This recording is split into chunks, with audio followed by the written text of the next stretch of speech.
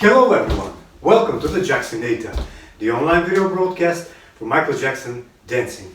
Today we're going to review the Blood on the Dance Floor Side Walk. Jacksonator, starting now.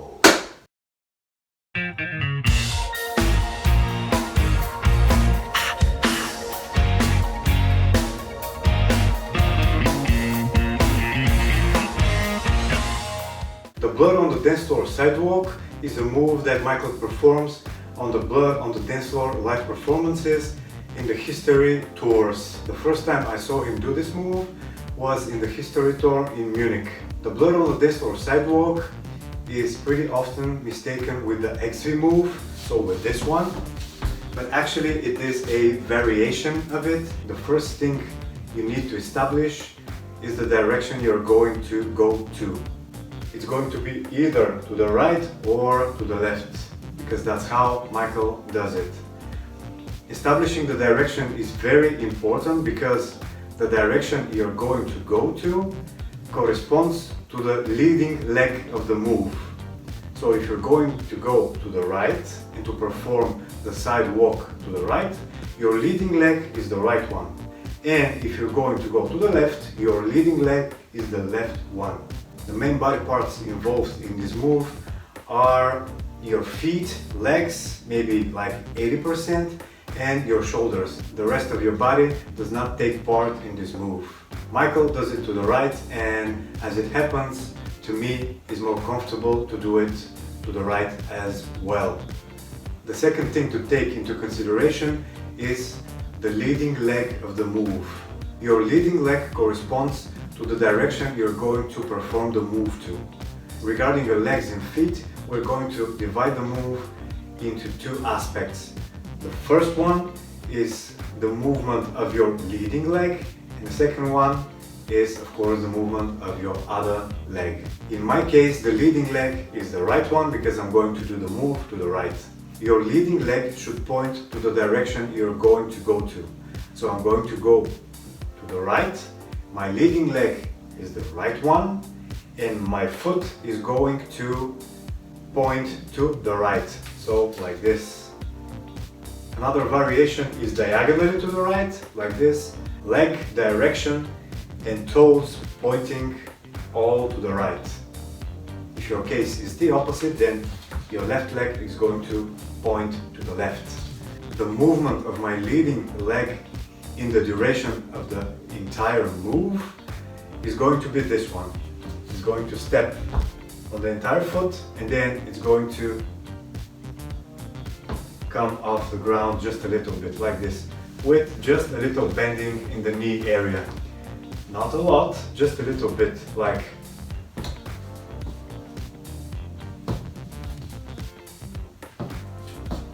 my right leg is going to do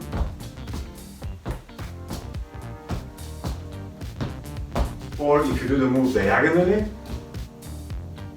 you're going to do the same, like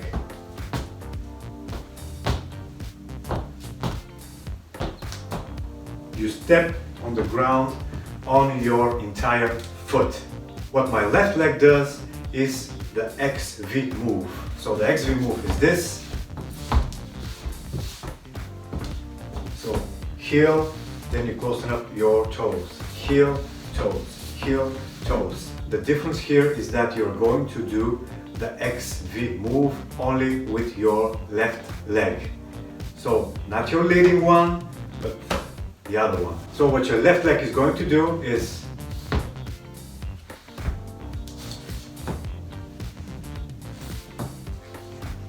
it's kind of like chasing the other one, following the other one, like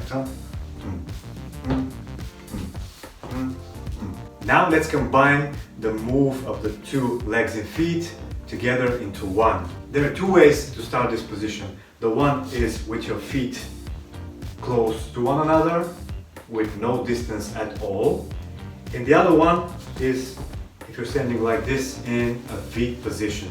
If you're standing like this in a V position, what you're going to do is your left leg is going to turn to the right towards your right leg, and at the same time your right leg, which is your leading one, is going to do this little bending or lifting off the ground. So you start, and then from here you step on both of your feet in the V position.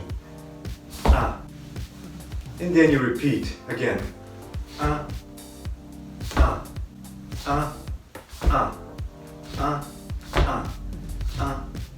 When you do lift your leading leg or you bend it, if it changes direction a little bit, it's not a problem. For example, if you do this, or you kind of change the direction of your toes, like diagonally, it's not a problem at all, because Michael does it both ways. So, if you start like this, in a V position, you go, your left leg turns to the right, and at the same time, you lift or bend just a little bit your leading right leg, like this. So, and then you step.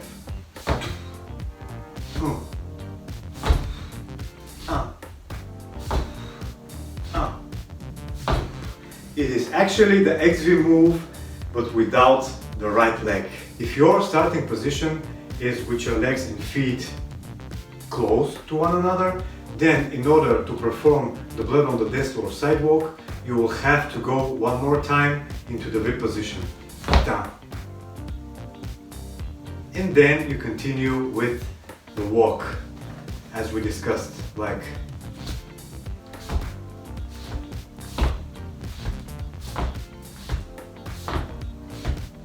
what's important to remember is when you lift your leading leg, you should not lift it a lot, like here or here.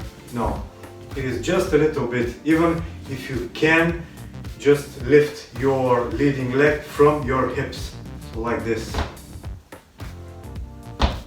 Even with no bending in the knee area at all.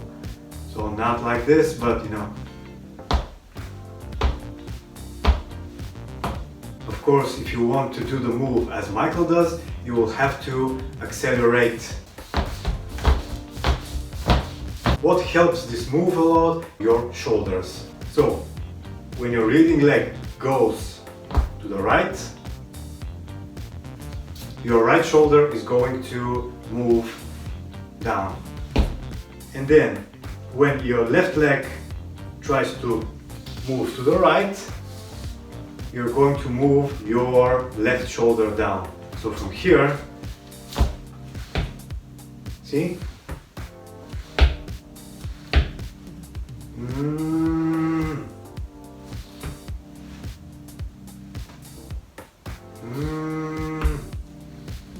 Your left leg to the right, your left shoulder to the ground. And then again.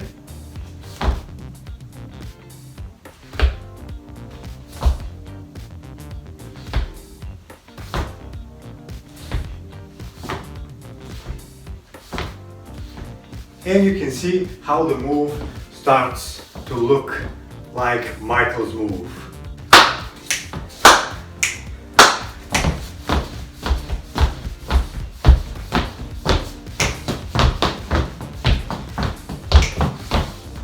Your hands and arms, again, should not be far away from your body, because it's logical. When you do this shoulder move, your hands and arms cannot be away from your body. So they are like in here, close to your torso. You can put them in the pockets and you can start.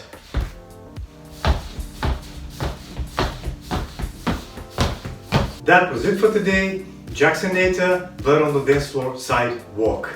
If you do have any questions, as usual, ask them below the video and I will respond as soon as I can. Be safe, be cool, dance, and bye bye.